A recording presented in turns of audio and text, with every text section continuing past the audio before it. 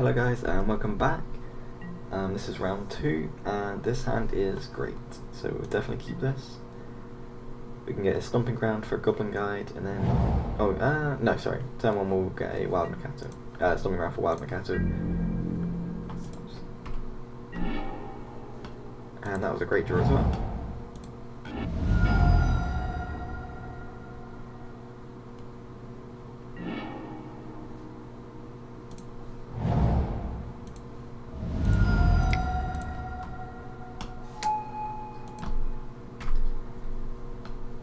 So yeah, the only thing really to make a difference on is if you play the Nacatl or the Goblin Guide. It works out better to play the Nacatl, especially against decks which aren't red, because a lot of times people will bolt the Goblin Guide or whatever, so it's better to get the Goblin Guide attack in then. But because unless they play a Vapor Snag, I think it's just better to play it this way around. So this turn we can play a Goblin Guide and a Swiftspear, and then next turn we can play Swiftspear and Bushwhacker. And so yeah, let's just play the Sacred Foundry.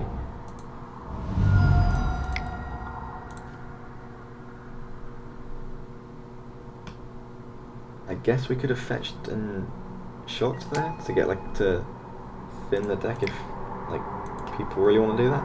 I think that I don't think it's worth it personally. I'm sure people can do the math and work out what the likelihood is versus the damage, and especially as we're against a blue deck. But apparently we're against blue Eldrazi, so I'm going to assume this is Bantel Eldrazi. But yeah, I just feel that taking an extra life is just a bit pointless. The person in chat doesn't look very happy. And okay, yeah, so they're on Bantel Eldrazi from what I can tell. Oh wait, no, because that is Tron. Okay. And that might just be lethal. 3, 4, 5, 6, 7, 8, 9, 10, 11, 12, 13, yeah, it's lethal.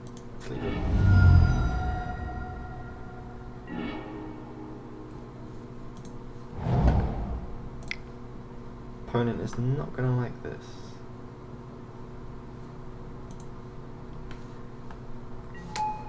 Kind of want to see the chat now, because yeah, this should be a funny reaction.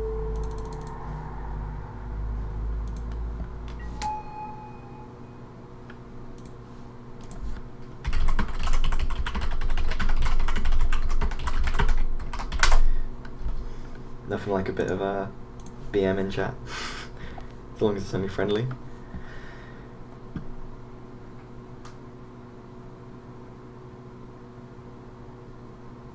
I assume he's just going to concede.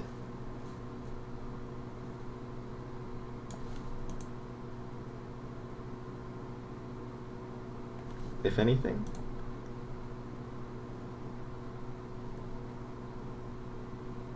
The great thing is a lot of decks in Modern just can't deal with speed of this deck when it has draws like this. So I feel that some games you just get free wins just because of how it is. I know the... Oh, he F6'd.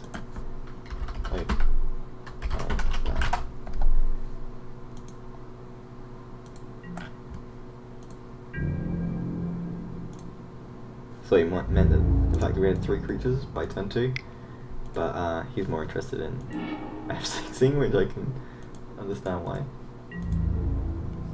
Or just...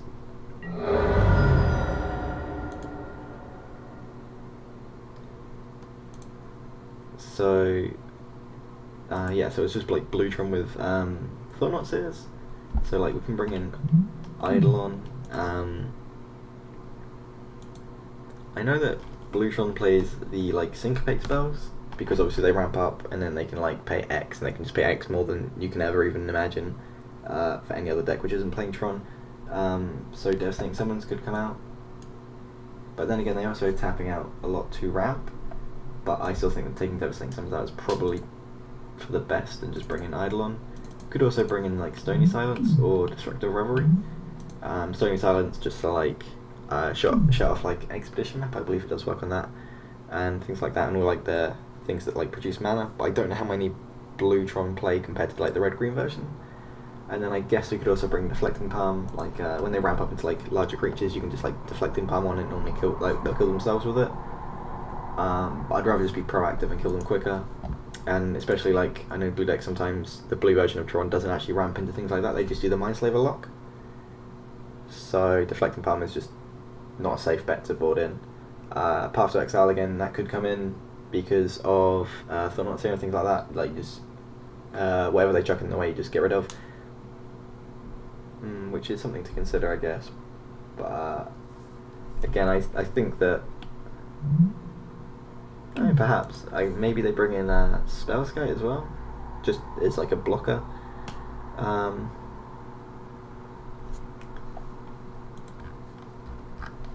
Not really sure what to board in, to be honest. It's very difficult to board with a deck that has so many creatures, just because when you start like mixing the creature count, it starts to mess up like draws and things like that. So we brought in a 2 Eidolons, which is okay, as we did cut 2 pseudo creatures. Like these aren't creatures, but they make them, so that's like when I'm cutting things, I consider them there normally. Like with the creatures. I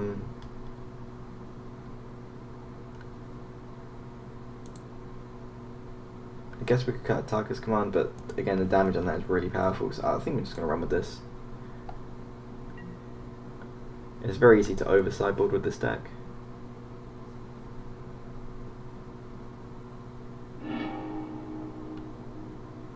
And that is great. So we have should have like a 4/4 experiment one on turn 3. Oh, we don't have a planes. That's unfortunate. Just F6. And that was a pretty good draw.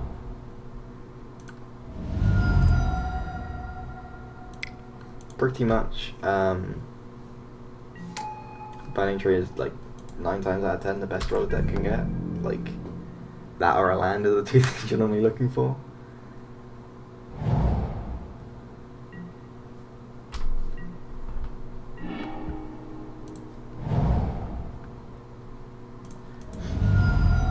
Okay, so one thing to note here is that I can just go Burning-Tree into Bushwhacker, but I found that going Burning-Tree into like Nacatl into Kird Ape is just strong. It's just a stronger play. Obviously, like because then we can go like next turn, but like Vexing Devil, and then if we don't pay the 4, we can Bushwhacker. So yeah, and obviously I'm going to play the Nacatl before the Kird Ape. Oh, it doesn't really matter anyway, like because of the Burning-Tree will evolve anyway. But if there wasn't a Burning-Tree, you have to play the Kird Ape first because we don't have a plane, so this won't be a 3/3, or this is going to get counted. After all that, Condescend, yeah. I will not pay the 1.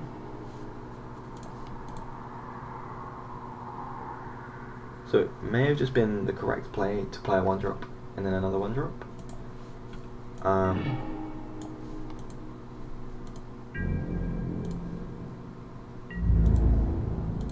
And then that would have got rid of his Condescend, and then turn 2, assuming we'd run another land, we could use like Bushwhacker into other things. So yeah, I do actually think that playing the Burning-Tree was a misplay there. Thinking about it. Unfortunately I don't have much experience playing against this deck, just because I don't think a lot of people play it. I know LSV like 5-0'd a league with it, but that's pretty much all I know.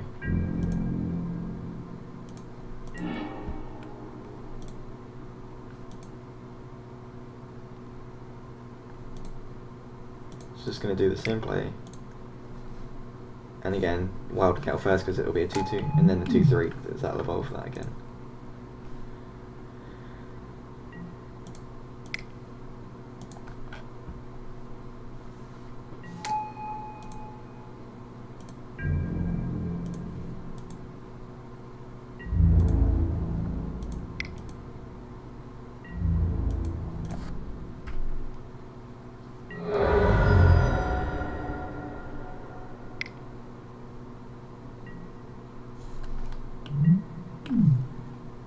Not very often I see Coalition Relic nonning, like, played in anything but cube, so it's nice to see that being played. Only a miles away from Tech Edge. That's a lot of mana. Okay. So if we kick Goblin Bushwhacker, he can block a 4/4, gain 6, and lose 3, 6, 7, 8. So we only net 2 damage, and then we can regenerate this. Doesn't seem terrible. And then hopefully draw a land next turn, then we can go like Nacatl Bushwhacker, and then next turn do like Vexing Devil Bushwhacker, or the other way around, doesn't really make much difference. Or the other option is to just play like Vexing Devil and Wild Nacatl. Yeah, I think that's probably the better play.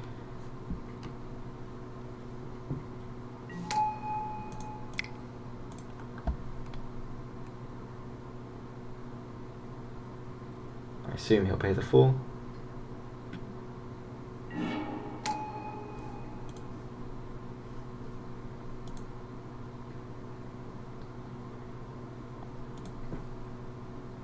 And unfortunately we just can't attack this turn, not profitably. Which is a shame. So Attacker's Command off the top would be like probably the best draw at the minute, because then they can like block this, then they'll take 3, 4, 5, 6, 7, 8, 9 and not gain life.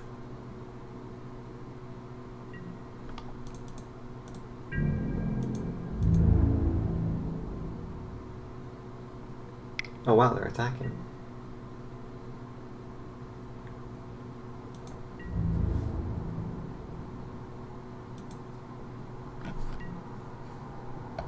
Obviously we can afford to take a hit. I guess they're doing that because they don't want us to just like build up a board. That's fine. That's definitely fine. Just F6. Because like they all do the same thing.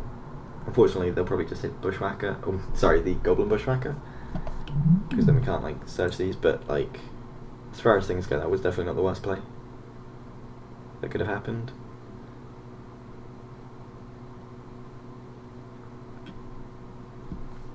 But yeah, taking this Bushwhacker is by far better. Okay, and they choose to do that. Interesting. So if we try to work out if it's worth playing this and then surging this one, or just kicking this one and doing that one for next time. So he'll block, I assume, the biggest creature, and then he'll take 2, 4, 5, 6, 7, 8, 9, 10, 11, 12, 13. Which isn't the best. Also have to take into consideration that we do just die on the swing back for 10.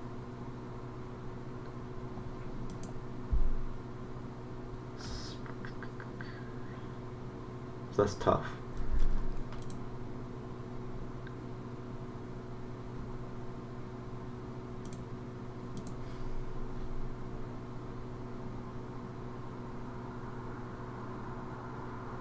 So yeah, basically I have to decide between like using one Bushwhacker. So obviously using both the kicker and this surge on this is just way more mileage. So I think that's bad, just because you'll get more damage out of the spells. Because obviously the burst isn't going to kill them. So just kick this guy.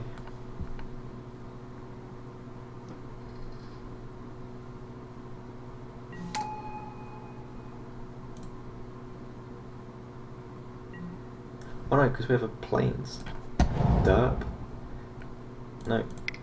Oh, that makes a huge difference. That means we can now attack with this, and that. So 4, 8, 11, 16. It's still not lethal. Oh, 17, 18. It is. So perhaps it was better playing that into that. Still don't think we would have been lethal. So if you block this, it would have taken 4, 5, 6, 7, 8, 9, 10, 11, 12, 13, 14, 15. So no, it still wouldn't have been lethal. So that was definitely the right play.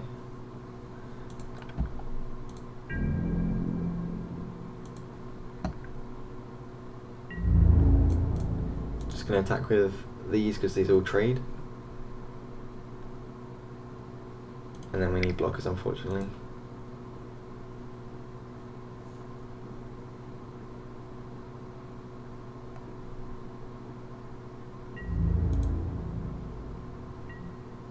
Okay, he's just going to take it. He knows what I have in hand, so I assume he has counter spells. End of turn, pump the relic, it's fine. So he's on like effectively 11 because he's going to attack with this. Oh wow, okay. So definitely need to attack his command off the top, I think. It's pretty much the only out. And yeah, I'm not even going to bother blocking. If anything, we're going to get him for one huge hit. So Path To Exile is definitely coming in now. We've seen the Worm Coils. See, I wasn't actually 100% sure that they played Worm Coil Engine because I know they're a lot more like control based, but I guess they still just jam Worm Coil Engine in the deck. So they're at 17. Attack with everything they block the largest to, which is this and this. They'll take 1, 2, 5, 6, 7, 8. Yeah, there's no point in playing this out. Oh, 2 Worm Coils on play. Yeah, surround the board. Paths come in. The Revelries can't come in, like, because like they can swing with the Worm Coil and then you can blow it up, and then they have to wait like another turn to get the lifelink.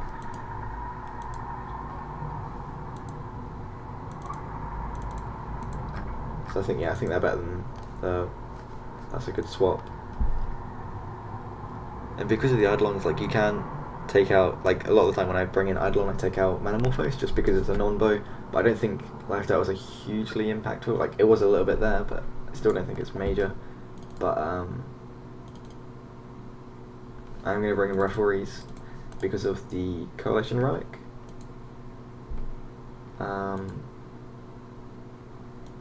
But I don't think I want the third one. Like, you could bring in Stony Silence. I know that some Tron players don't like playing against Stony Silence, but we have to kill them relatively quick. And another thing to consider is Legion Loyalist. So if you trigger Battalion and you attack with everyone on first strike, even if they have a Worm Coil in play, if you first strike kill them, then the lifelink won't actually happen because they'll be dead. They'll just die before normal damage happens. But that seems pretty niche. So yeah, I think we'll just run with this.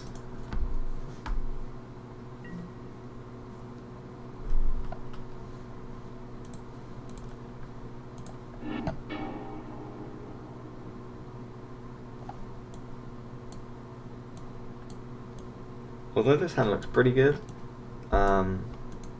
this is just a 2-2 and this is a 1-1 from the current hand. So we're basically like relying on the top of our deck, which is unfortunate, but I think it's pretty greedy to mulligan that.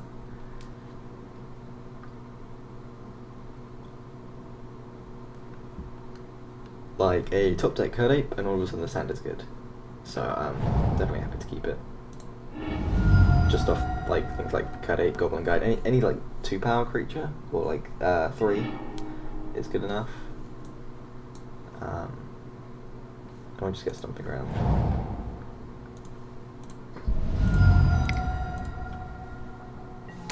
Yeah, I think Kird Ape and Wild Nacatl are the best top decks currently. Then we have a little bit of insurance against a Worm Coil, a little bit because it's Lifeless Command.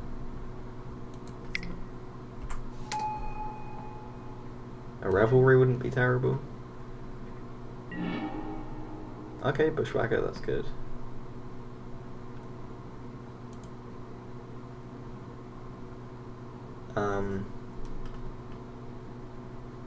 I'm just trying to think if there's any way that we can get the experiment one down before we search this, but I think we just have to get the damage in, unfortunately. And again, I'm just going to fetch first. Like, we're going to be fetching because we need the... I'm pretty sure we're going to need the third land, so we might as well just do it now and thin the deck. Again, I'm not going to do it if I don't think I need the land necessarily, but in this position we're going to want it anyway.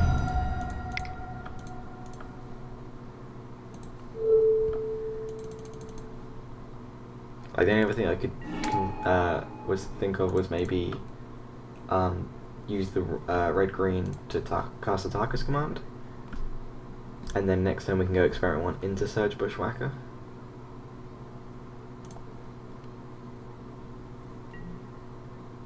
So that get in for 6 damage, and then next turn that and that. But then again, if they're counter spells, so I think I'm happy just getting with the damage now.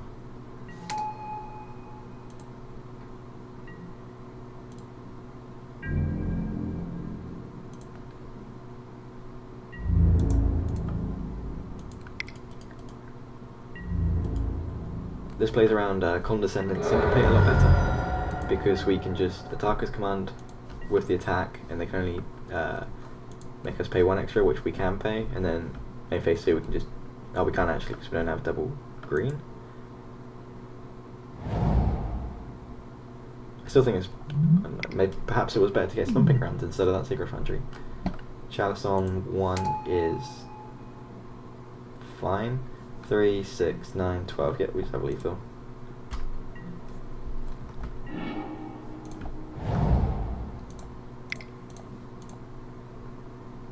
Three damage and all our guys, so it's 3, 6, 9, 12. Exactly.